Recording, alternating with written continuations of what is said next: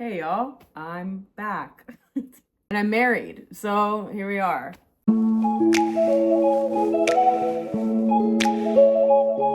Yeah, I took a long hiatus.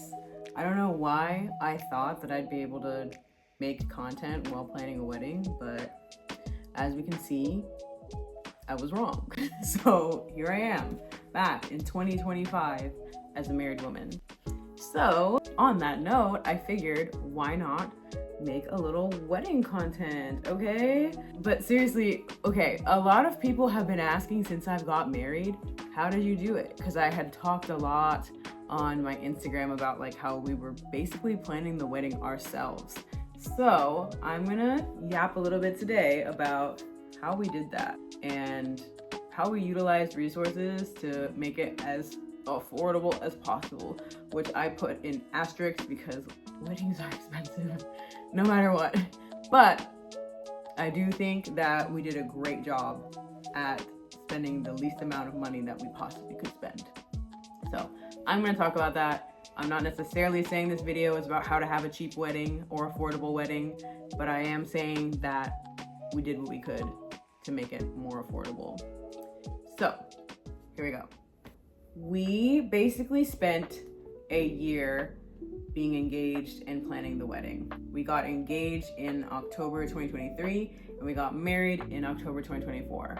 We knew we didn't want to get married any sooner than a year because we just felt like it would be too fast and we wouldn't be able to plan everything, because we also discussed and knew that we wanted to solely plan it ourselves without, hiring outside entities to assist with that, because all of that is expensive.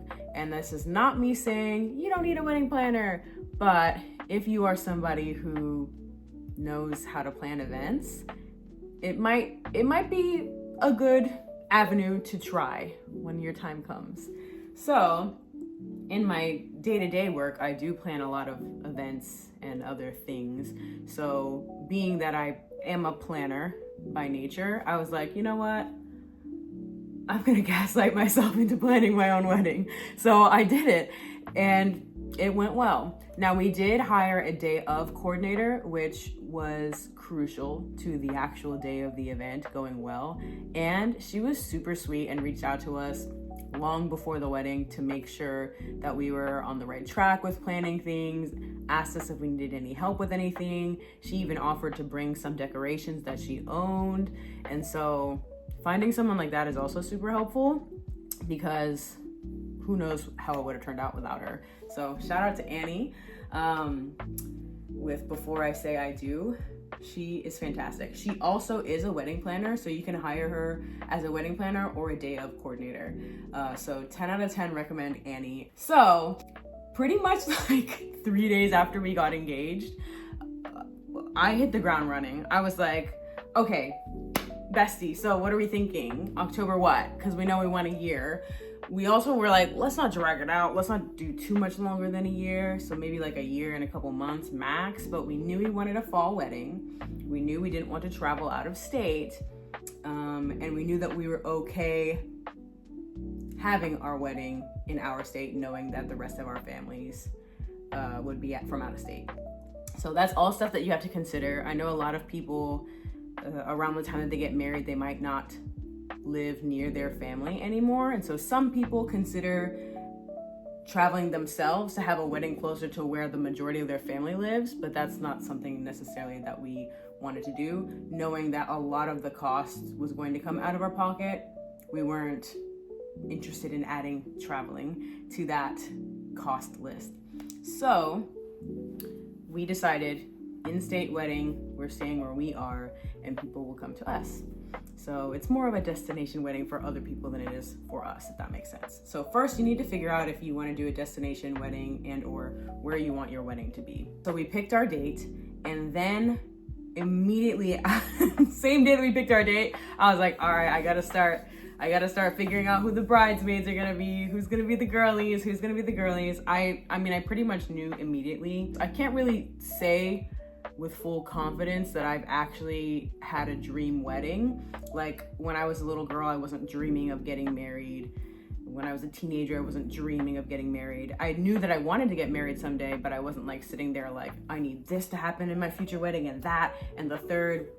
So like, I didn't really have like a full out vision from the jump. It kind of like gradually was puzzled together. One thing that I did know is the girls that I considered to be my best friends and the ones that I wanted standing beside me. Number one, of course, being my sister, my twin sister. She is my absolute best friend, born with a bestie. That's like the best of friend that you could possibly have. So I already knew that I wanted my sister to be my maid of honor.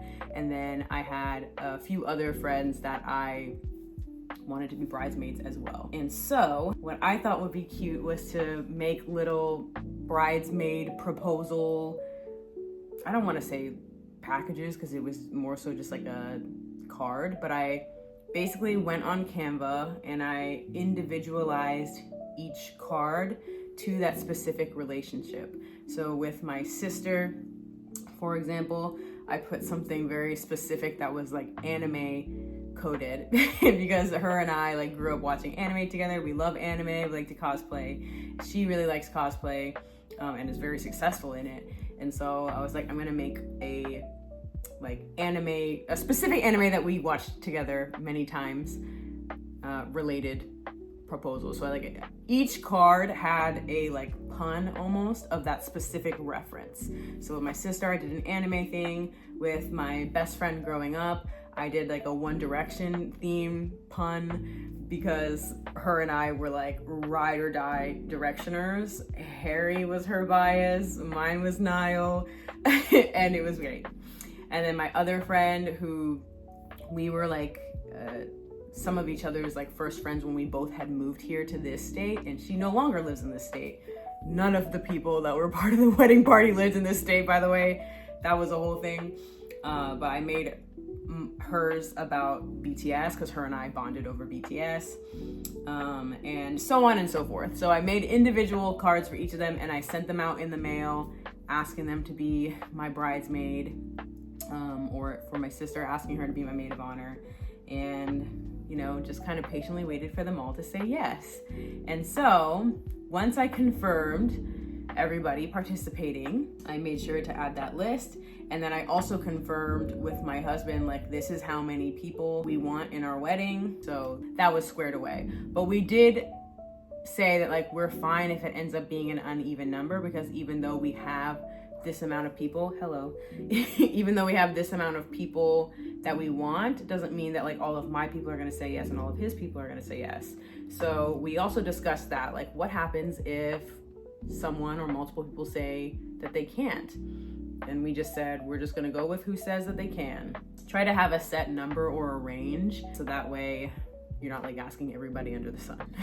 So after I confirmed my bridesmaids and my husband asked his groomsmen, he literally just like texted all of them. They were like, yeah, cool, I'll be there. So after we confirmed our wedding party, that's when we started crafting our wedding website, which is super easy to do on Zola. The Zola app was super user-friendly, and we were very easily able to pick our wedding website theme and then just kind of like edit and move things around. So we can add our date, we can add our wedding party, we can add frequently asked questions, facts about like the wedding, attire, what you should wear, and things like that. We added our gift registry and registry funds on there, which I'll talk about later. And we had an RSVP link ready to go for once we send out the invitations. And then I started looking at bridesmaid dress ideas. A lot of people do this differently. Some people will do like, everybody has the exact same color, but whatever dress you get is up to you. Or some people will do the same like color palette. So like, I really want purple, so like any shade of purple will do. What I did, which is something that I have seen more recently when I was planning the wedding in like Facebook groups that I was a part of, was matching the dresses to the bouquet. So while I didn't have my bouquet yet, I knew that we wanted our wedding colors to be purple and green, more so on the scheme of like sage green and like lavender lilac shades. And so I was like, okay, so I know that the bouquet is gonna be something with that. So then I looked for bouquets. I decided to go fake. Okay, I was like, I don't really want to deal with a florist, and I don't want to have to deal with the flowers coming in and not looking good. I want to be able to order the flowers now, and then if I don't like them, send them back. And if I do like them, then great. I know that I like them, and I don't have to worry about them, wilting, because they're not real. So I got silk flower bouquets, and I absolutely love them. I got mine from Ling's Moment. I'll put pictures here. And yeah, they were stunning. They look real, especially in the photos. And that's all that matters. And at the end of the day, like, who cares if they're real or not? As long as they fit the vibe that you and your partner are going for, that's really all that matters at the end of the day. So if people want to be bougie and be like, oh, where's the real flowers? Are you gonna buy them? No. Also, then you don't have to deal with like allergies and things like that. What if people in your wedding party have specific allergies to specific flowers or plants or scents, or if you do. So it's really not worth the hassle. Then the bugs start getting attracted to the flowers. Like, we don't want all that. So the fake flowers were the way to go for me and my husband.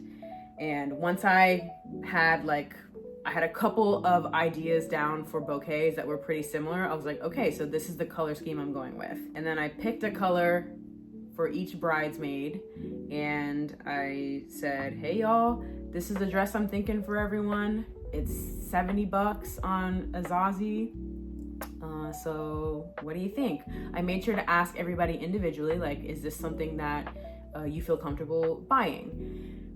Both looking at it and also the price, and made sure that everybody confirmed that they were comfortable with both the price and the fit aesthetic of the dress. Because one thing you don't want to do is discredit or ignore people's comfortability with their bodies and how something may like fit or lay on their body. Some people don't like to show a lot of their arms or their back or things like that. So I really made sure to be conscientious not to force a specific style on people if they weren't comfortable with it. I knew that I wanted everybody to wear the same dress, just in different colors. So I made sure to ask everyone, is that okay?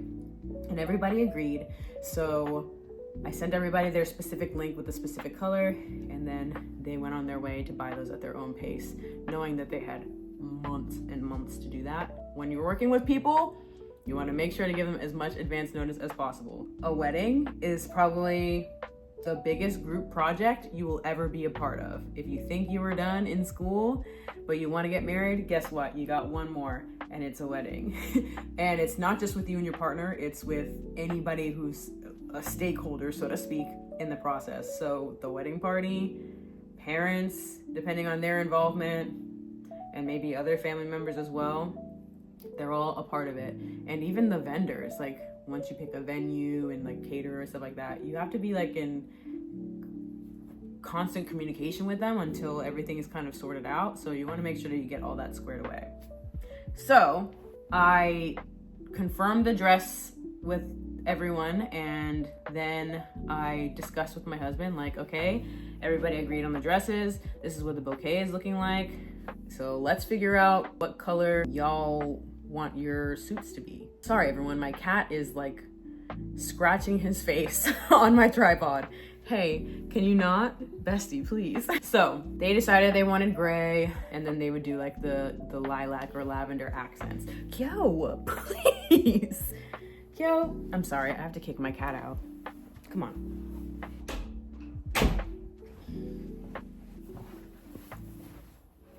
Okay. So they decided they wanted the gray, light gray suits with like a gray and lavender or, lilac accent, like the boutonniere and the ties. So they were gonna figure that out.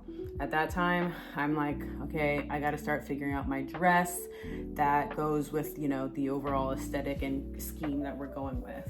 And so I went to several different dress shops. At this point, this is like all happening within like the first month of planning. So we're like 11 going on 10 months out from the wedding, and I'm like, okay, time to get this dress situated.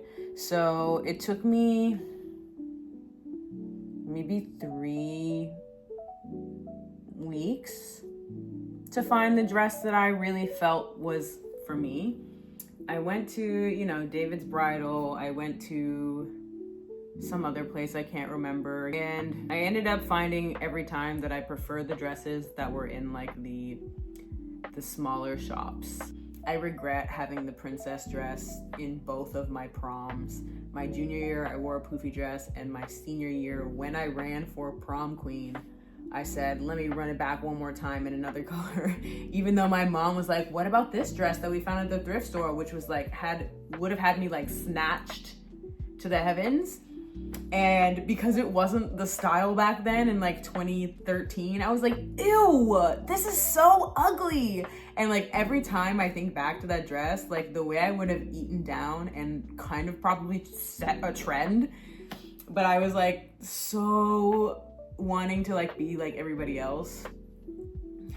I regret that to this day. So I knew going into my wedding, I was not going to repeat that darn poof dress again. So I went to this like smaller shop that also sold like quinceañera dresses. There was like quinceañeras, other like balls and events, and then wedding dresses and attire. They too had a lot of poofy dresses, and the lady was super nice and super friendly, and she was like, oh, try this, because at that point I didn't know what I was looking for, and like they were cutesy, but it just wasn't my vibe. So then I tried to find some that were more like A-line instead of like whatever you call the poof. And then also body fit and mermaid. I thought I was gonna love mermaid, but I kind of hated it. But I did like the more like body fit ones. And it's like a less dramatic mermaid. It's just a little too much when it like cinches in, and then it's like it flares out so much that I'm just like, it just looks more like a performance dress than it looks like a wedding dress. So I was trying on some more like body fit dresses, and I was liking them but not loving them. And then out of nowhere, as I'm like trying to zip up this other dress, homegirl sticks her arm through the curtains like, try this one. I feel like this one would look nice on you. And I was like, oh, that one's kind of cute. So I put it on, and I'm like, all right, we don't need to see anything else. We're done. Wrap it up. It was the most perfect dress I've ever seen in my life. It was like if I just put on all of my skincare, all of my lotion, and then I like fell into like a pile of white flowers and they're just sticking to me, that's what it looked like, and it was super cute. So at that point, I had them do my measurements, and then we found out what size I needed, because that was not my size. And then I paid the down payment, which was half. And then they ordered my size, and they said that they would let me know when it would come in. Check, I picked out my dress. We're 10 months out now. Then I was like, all right, we've got to confirm the venue. We've been looking at venues kind of this whole time, just kind of like perusing. We used the Zola app. I don't think that we could have planned this wedding without it. It was super helpful with just coordinating everything. You can look for venues on there. You can look for vendors like caterers, drinks, you know, baristas if you want to have a coffee bar, a photographer, a videographer, wedding planners, day of coordinators. So much stuff you could find on there through like the vendors section. They also have a checklist, a recommended checklist for you specifically based on your wedding date. Like, this is what you need to do in this month, and this is what you should probably do in this month and focus on in this month. Even like the checklist includes some like post-wedding stuff. Like, around this time you should probably start looking at changing your name if that's what you plan on doing, and at a certain point you should have booked your honeymoon, and so now it's like, go on your honeymoon, and also like look into hiring local photographers if you want that during your honeymoon. So that like truly like covered everything, and sometimes even had too much stuff that you could just be like, no, we're not doing this, and you could delete it off the checklist. But oh my goodness, it was super helpful. So we've been looking through, kind of trying to find some like venues that we were interested in. there was a lot of venues that when we talked to the staff or like the venue owners, it just is very clearly like a business. And I know that everything is, especially in the wedding scene, but we wanted to work with someone who was more personable and cared about our vision, and not just like, oh, my venue, and these are my rules in my venue. Obviously, I know that places are gonna have rules, but like some of them were just a little too strict for us. We had a lot of venues that we were chatting with that you could only use the caterers that they provided. You had to have a DJ. You couldn't just like hook up a speaker. You can't like play your own music. You had to use their coordinator or wedding planner. Like you couldn't, there were so many venues where like they didn't want you to bring outside vendors, and it's like, dude, what? So a lot of like very uppity people, and we just like, that wasn't the vibe. But then we talked to the venue owner of the one that we chose, which shout out to Eric at Wanderlust Octo. He was so kind, like just the whole time he was kind. He like explained everything. At this point, he's like the 10th venue owner that I talked to. I'm like, we're planning this ourselves. Like we don't know what we're doing. My parents had a court wedding. Like it's like we don't know what's going on, and we're just like, we're doing our absolute best. Everyone's been super rude, and we don't know what we don't know. And he really like took the time to kind of talk to us and, you know, coach us a little bit, and like, you know, this is what we have going on in our venue, but also like you want to make sure that like your vision is playing out the way you want it to. You can bring whatever caterer you want, you know, as long as they have insurance. That's all that we care about. Music, like we could do whatever. And he even like told us about, because I was like, we're on the fence of like if we want to play our own music or if we want to like get a DJ, you know. And he was like, well, if you do want a DJ, like we actually work with a DJ that gives his clients a discount if they use my venue, because we have like a DJ booth set up already, so it's less equipment that he has to bring. And so we were like, okay, thank you, we'll definitely keep that in mind. And then we ended up booking with him for the venue and with the guy that he recommended as a DJ, because it was kind of a steal. It was like $800 for the DJ, as opposed to like at other venues where they don't have this set up, he charges $1,000. And we're like, let's just go for it. So we talked with him, and then we ended up scheduling a visit of the venue so we could like come there and look at it. He was super accommodating with our schedules as well. And so we went, we looked around. It was still being kind of reset up from the previous event that had taken place there, but you could definitely, because of that, like there was still some stuff set out. You can kind of definitely see the vibe of like, okay, like, so this is how like tables would be set up and things like that. And it was really cool to see, because a wedding had just happened there, and so it looked really nice. And we were like, oh my goodness, like this is very like cozy. We knew we didn't want like a huge, enormous wedding. He let us know what the max capacity was, and we're like, that's perfect. We don't expect more than that. And the outside scenery of the venue was unbelievable. It was unbelievable. So we were able to see that, and we took pictures and videos, and we were like, we'll be in touch. We went home that night and we were like, we have to book with him. So we booked him, and we were super happy with our venue. We were able to work that out and get that all squared away, still 10 months out from the wedding. So then we can really focus on, okay, what do we want the aesthetic of our wedding to be? So now that we have the venue and we have pictures, I cannot recommend enough taking pictures. It's not rude to take pictures of the venue. This is the place that you're potentially booking for your wedding. So of course you need to, you know, get ideas. So, you know, don't forget to ask to take pictures and videos, and do so. And so we were able to look at the pictures that we got of the venue, and we also followed the venue on Instagram to see other weddings that had happened there and kind of be like, oh, okay, so a backdrop is a good idea. We can put one like probably in that one space, and, you know, just kind of like compare and contrast. Obviously there's Pinterest as well. I also highly recommend joining bridal Facebook groups. They are super helpful, and everybody has all kinds of different opinions, and that is okay. So you don't have to take everybody's advice, you don't have to take my advice, but it is nice to have it as an option, and then you can decide, is that something that I want to do, or is that something I think I would never do? And now I know I will never do that.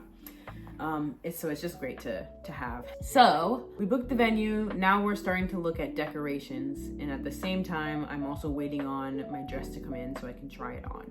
So we also knew that we did not want to hire a decorator. It just seemed like too much money. So we were like, let's just buy stuff from Amazon. And we did. We bought almost all of our decorations from Amazon, with the only outliers being like any of the like floral arrangements. Some of those were also from Ling's Moment, and some of them were still from Amazon. So we got a lot of stuff from Amazon. We really lucked out, because we kind of were just like hoping for the best. Like, we hope we can fill up the space with this stuff and that we don't need more stuff. And so the decoration compilation was an ongoing process, but we started by making a list of things that we would want. We made a list on Amazon of like wedding decorations, and we just started putting those in the list, adding things like backdrops, florals, frames for backdrops, favor type stuff. So like bubble wands for people to blow when we go down the aisle, a bubble machine, which we ended up not using, and I'm a little bummed about that, but it's okay. I just kind of forgot about it. A neon sign with our new last name. You know, the list goes on and on. We kind of compiled that for like a good like 3 or 4 months. Like, let's just keep adding to the list, and like, let's buy them bit by bit. And so we had, my guest room was just full of boxes of decorations and stuff. Little vases, table setting stuff, like, you name it. We just kept ordering decorations for like a few months. But before that few months had passed, that's when we started crafting our registry. So we kind of looked around both of our places, because we were still long distance. I was living in one city, he was living in another city 2 hours away. So like we had to do a lot of compare and contrast when we were visiting each other's places. Like, okay, so you have a lot of pots and pans, so we really don't need to ask for like a lot of kitchenware. We both have a lot of clothes, so we both were trying to downsize our closets, stuff like that. So like, we asked for like a lot of practical stuff. So like stuff for storage, or maybe there's like 1 or 2 different like kitchen things that we did want, because we wanted to get rid of some of the stuff that we had that wasn't useful anymore or was worn out. We also made registry funds. So we made a moving fund, because he would be moving in with me after we get married.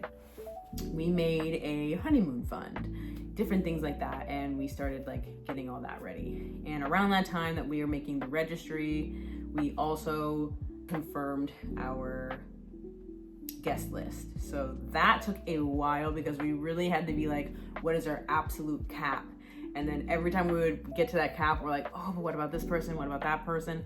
And then the parents were doing it too. They were like, what about this one aunt that you met one time? Or what about your cousin 3 times removed that was at your 3rd birthday party? It's like, So I will say too that you gotta be sure and ready to set whatever your boundary is. So you need to know your boundary before you start telling people. Don't one day say, yeah, mom, you can invite whoever you want to the wedding, and then, you know, a month later be like, why would you invite all these people? We only have so much space, you know? So like, you gotta figure out what your boundary is, what your limit is, before you go willy-nilly and start like letting anybody under the sun be invited to your wedding. And ultimately, you do need to set the boundary of, we are the ones inviting people, okay? So try not to like go out and tell everybody, oh yeah, you'll be expecting an invite, because you don't know that unless we confirm it. So setting that boundary with family of like, we'll be the ones to decide who's coming to the wedding, you know, please wait for an invitation. So we finalized our list, which we went from like, we knew we did not want a big wedding, but then as we started making lists, we're like, man, we have a lot of family and friends. So we were able to cut it down to 150, which was the absolute max of the venue.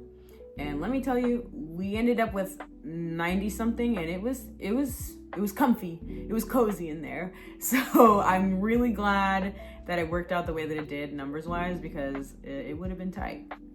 But we did get our list down to 150, and we knew like almost everyone that we're inviting does not live in this state. So we know that not everyone's going to be able to make it. It would be nice if they could, but we know that it's not going to happen like that. So we tried to be realistic with our expectations of who would accept and who would decline the invitation. So we had that all set, and then we made the decision not to do a save the date and then an invitation. We decided to just send an invitation super early. So by February of our wedding year, again, we're getting married in October, we sent out the invitations. My cat wants to get back in the room.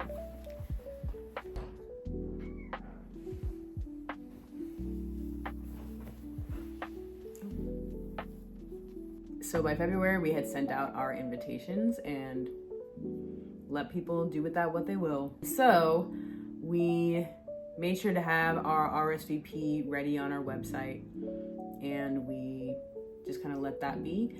Zola also has a really cool feature where you can send people text reminders to RSVP. And so when I tell you I spammed that, I spammed it. Our deadline to RSVP was by July, because that's when our food numbers were due. So I spammed it. I said, don't forget to RSVP. Don't forget to RSVP. People could unsubscribe to that, but most people didn't know that. So you can add guests into the app on Zola, and that way when they come to RSVP, they'll like either be in there or they won't. So if like somebody tries to send something to somebody else, it'll say we're not finding you on here, which means that you're not invited. Yeah, you'd be surprised the horror stories I've seen in these Facebook groups about people who just had people show up to their wedding that they didn't invite. So we tried to keep it pretty clear that it was invite only and that it was kids free. So love kids, but you know, it becomes distracting sometimes when the kids are crying or they want to play and run around, and it's like during a serious moment, it's like, no, we can't do that. Plus, like, then we'd also have to think about like food for the children, which like might be different than what we're eating. We weren't doing alcohol in our wedding, so it's not even about that. It's just like it's hard to have kids at events, because ultimately like these events are not set up for kids. It's a loud environment. There's gonna be music, there's gonna be dancing, and like that is very bothersome to children. And so it's not even solely about like us not wanting kids there, but like also you have to think about like it's not really a nice environment for the child to be in, because it's very overstimulating. So for all of those reasons and more, we decided we would have a kids-free wedding, and everybody was okay with that, so that's nice. So back to the RSVP. The invites were sent out by February, and they were able to RSVP, and I kept spamming the reminder texts about RSVPing so that we would have our numbers set by the deadline. We had a pretty good turnaround of response rate. At the end of the day, by the time we got to our deadline, there was only 3 people that did not RSVP on time. I sent them a missed RSVP graphic that I made on Canva. It literally is a little card, digital card that says RSVP missed, and then it said a very quick message about like, you know, we're sorry we'll be missing you on our special day. And then there's a little checkbox and I checked not attending to confirm. So you didn't RSVP, and so we are not accounting for you. We will not be seeing you. So no need to show up because there won't be food for you. And normally there'll be a chair or a place card for you. So we wanted to make it pretty clear, like, hey, we give you a lot of notice, and we did have a hard deadline because we had to get our numbers into our venue and our caterer, and thank you. Somewhere around April, we booked our caterer, which was, we ended up going with the venue's caterer, not because of their stingy rules, but because we tried working something out with Olive Garden, and there was like all these weird delivery fees, and it was just like a lot of hullabaloo, and we're like, nah. We ended up doing a food tasting at our beloved venue, and the food was delicious, and it was also diverse. We had some Hispanic food, we had some Asian food, and that's perfect. I'm Hispanic, my husband's Asian, our families are Hispanic and Asian and Black, and we just felt like, you know what, this would just be more authentic to us. And we also didn't give a darn about picky eaters. Sorry. We're like, if there's people that are picky, I don't know what to tell them. We made sure to have options that were suitable for anyone with dietary restrictions. Everybody that we invited, we knew they either didn't have a dietary restriction, or if they did, their restriction was that they were vegan or vegetarian. And so we had food to accommodate for that. And then if you did eat meat, then there was also like a meat option. We did a spread, quite a spread. I'll put my menu here. And I made a little menu. I did that on Canva as well. There were so many options for people. So if they didn't eat, I don't know what to tell them. But people had seconds and thirds because we did have some no-shows, and that's okay. It's not okay, but you know, it worked out. So we got that all squared away. We were like, okay, the RSVP deadline is in July. And they're like, great, because that's when your payment will be due. So that worked out. And yeah, we had that all set up. And then everything, thankfully, we were able to set up almost like payment plans for. My biggest fear before we actually got into the process of wedding planning was that we have to like pay for everything up front. But thankfully, most stuff was just like contracts and putting like a down payment and then like having like split up payments throughout the rest of the process. So we were able to like pay what we needed to and then move on to, you know, saving up for the next payment that was owed. Then we booked our photographer, videographer, and we set up those payment plans.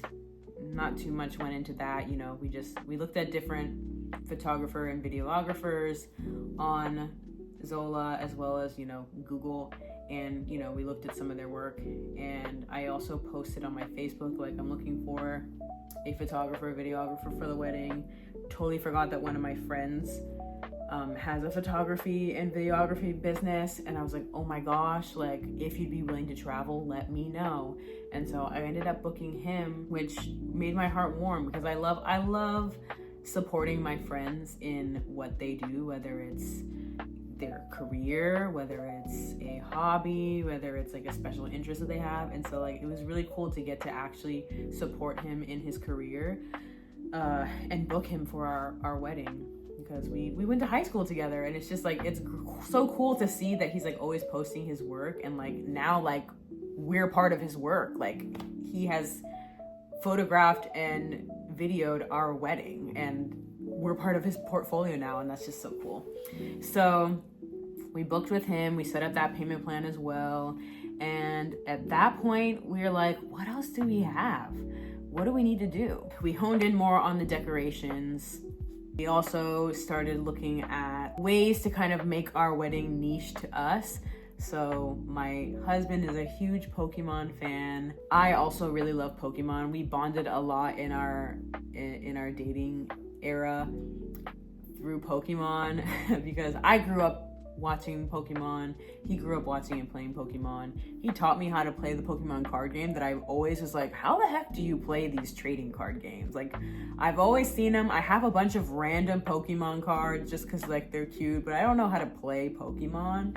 I only know how to play the video games. And so he taught me. And so we decided, how cute would it be if we made little like nameplates and then we put them in an envelope, and we also put like a little like Pokemon card party favor in there. And so we did like a customized Pokemon card on Etsy, where you could like send them a photo of yourselves, and they'll make like a Pokemon card with you guys as like, you know, in the style of like Pokemon trainers. And so they did like a wedding one, and it was super cute. And here it is. Like, you can't tell me this isn't the cutest thing ever. Then we focused on like more like table setting stuff, like what do we want the centerpieces to look like, and we ordered a lot of vases and, you know, fake flowers again, stuff like that. At that point, it's like April, maybe May, and we've gotten most of the big stuff squared away. Now we just kind of like tried focusing on like the smaller details. Finally ordering the bouquet and boutonnieres, and then I got the bridal bouquet as well as the tossing bouquet. That was kind of a hassle because Ling's moment only comes in like sets, so I had to order multiple sets to get the right number, just based on like how many came in a set and how many bridesmaids I had. That's just something to be aware of, but it's fine because the extras, I like actually use them as decoration in my apartment, and so it's fine. At the end of the day, like, it's fine and it's worth it.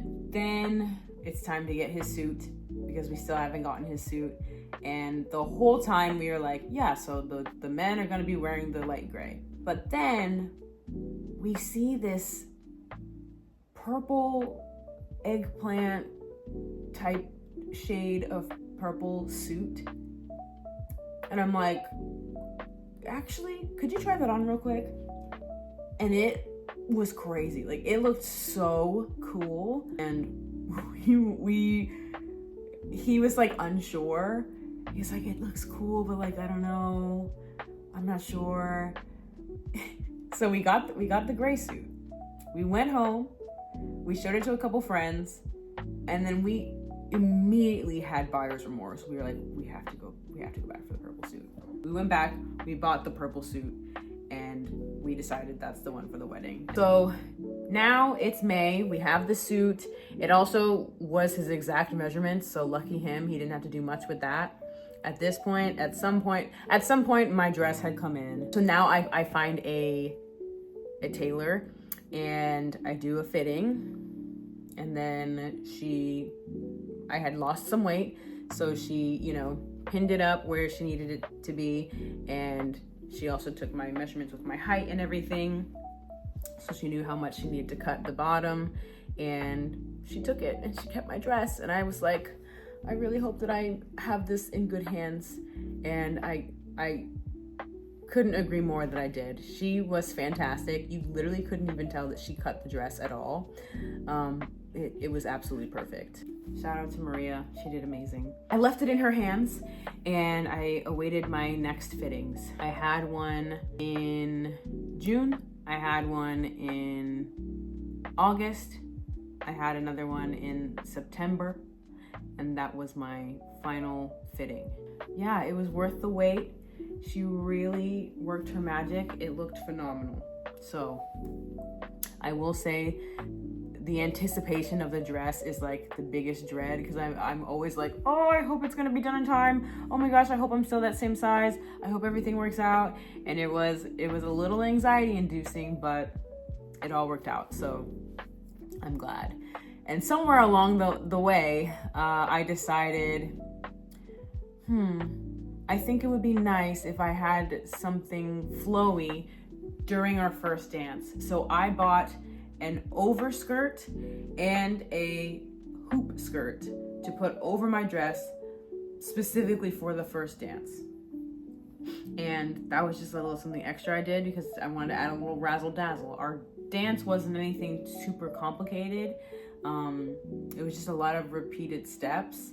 But we practiced it for months because though I am a dancer, my husband is not a dancer, but he wanted to, you know, do a nice first dance. So we choreographed something and we practiced it for probably like maybe like 5 months. It was a long time to like practice such a short. The dance is like 2 minutes and like 20 seconds tops. But you know, we wanted to perfect it, and we did, and we changed it up a couple times. But yeah, I thought that a nice flowy, bouncy skirt would like be nice with the movement. So I randomly ordered that, and that was a cool addition. But ultimately, at this point, we had kind of everything in line. At some point in September, I realized, you know, like it would be nice to have like a welcome sign or something. So I printed out at Target copy a large sign, and that I also designed on Canva. That was one of our engagement photos, and it just says it was like a welcome to the Win wedding or whatever it said. Our day of coordinator told us that she could bring an easel, so we were able to have that set up. But yeah, we got all that stuff, and we just kind of at that point waited. I feel like a lot of the times we were like very ahead of the game. I don't know. It was honestly super fun. Like I said, it is a group project, and I really feel like my husband held his weight. I thought that he was super supportive in the vision. He said from the jump, like he agreed that he also didn't have like a exact like vision of like a dream wedding. His dream wedding, he said, was with me. As long as it was with me, it was, you know, his dream wedding. So aesthetically, he didn't have like a vision. So like we just kind of like talked it out. I would suggest things, he would suggest things, and we would either agree, or if we didn't both like it, we'd be like, then let's not do it. So we just kind of had like talked it out in the very beginning stages until we like kind of had a vision. And I don't know, I think we honestly killed that. He bought some decorations, I bought some decorations. We would look at things and be like, is this something that we could use at the wedding? We bought a lot of random stuff that we probably will never use again. And that's okay. We're like, at the end of the day, like we're saving money, and like we can find something for some of these things. And other things, we can give them away, we can sell them, you know. It's okay if we don't have another use for them. Like some of these things we know will just specifically be for the wedding, and that's all right. Yeah, that's pretty much how we planned it. And I'm sure that I'm missing things. Feel free to ask questions in the comments. You can also message me on Instagram. I'd be happy to answer any questions that you have. That's everything that I can think of from memory. It was such a good time. I look back on that time fondly. I know a lot of people are like, oh my gosh, it's the most stressful time of your life. It's so stressful. I genuinely wasn't stressed. The only thing that I was like worried about out of anything was my dress and me still fitting in it, and the weather holding up, because a hurricane happened the week before our wedding. And that, I'm not gonna lie, made me a little nervous. It made me a little nervous, but thanks be to God, the weather was fine. In fact, it's still hot around here in October, so the hurricane breeze was really lovely. You know, that post-hurricane breeze the following week, it kind of helped cool down the area a bit, but it wasn't cold and it wasn't hot. It was just absolutely perfect outside. It was absolutely perfect outside. It even the forecast like a week before and like days leading up to the wedding said that it was supposed to rain on our wedding day. It didn't rain. So, and I prayed a lot about that. I was like, please move the rain. Please move the rain. And God moved the rain. I know people are like, oh, it's good luck on your wedding day if it rains. I don't need luck, okay? I'm blessed, first and foremost. And second, you couldn't pay me to be lucky if that meant getting rained on. I don't want it. So, no. So thankfully it did not rain. But I will say, if it does rain on your day, that doesn't make it a bad day. Almost every wedding I've been to, it rained. 3 out of the 4 weddings I went to, it rained, and it was beautiful. It was beautiful, and like the guests understand, like they know that like if it's an outdoor wedding, there is a chance that like weather might not be in their favor. And so people came with their umbrellas, or people shared. Actually, it's such a beautiful experience, honestly, because first of all, you see like how much like the two people care about each other, they love each other. They're standing up there regardless of the weather. People are sharing umbrellas. This lady sitting next to me at my friend's wedding that it rained during, she like had this like poncho, and she literally like, she's like, here, your dress is like silk, you need to sit on this. Like, I don't want your dress to get all wet. And she let me sit on it. And then like somebody else was like holding their like other poncho over like themselves and like to me and my friend. Like, it's just like the community is always so beautiful during weddings. All of that to say, yeah, I was a little nervous about the weather, but I knew, and I went in with the mindset that no matter what happened, I wasn't gonna let it ruin my day, because at the end of the day, it's about me and him and celebrating our love, and nothing really is gonna take that away. So it all worked out. It was a wonderful day. Everything pretty much went according to plan, and that's because I communicated very heavily with my day of coordinator so that she was well aware of the plan for the day and she could make sure that it happened. I can't stress enough getting a day of coordinator. Even if you're like me and my husband and you're like, I want to plan everything myself, do that and then hire a day of coordinator. Because at the end of the day, if you're the ones planning it and you're the only ones knowing about it, no one else is going to be able to help you make sure that it happens, because you can't run your own wedding because you're going to be in the wedding getting married. So definitely make sure to delegate tasks, whether that's to people in the wedding party or to the coordinator, whomever. Don't put the tasks on you or your partner, because you guys are supposed to be the ones who are enjoying the fruits of your labor the most, because it's your day. So that's my little blab about our wedding planning process and our wedding. Like I said, it was such a great time. I love being married. Of course, I look back fondly on the engagement period, but I by no means am mourning not being a fiance anymore. I see that on social media where people are like, I'm not a fiance anymore, I miss being a fiance. It's like, what do you mean? The whole point of being a fiance is to be a married person afterwards. So I don't know, be more excited. I'm excited. I'm having a good time.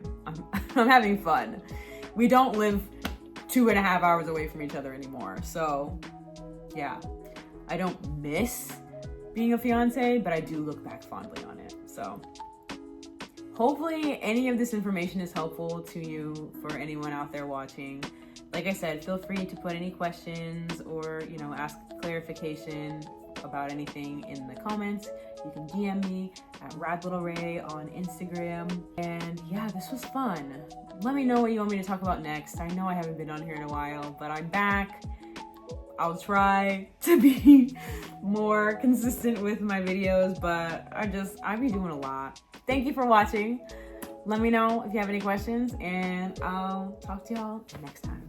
Bye.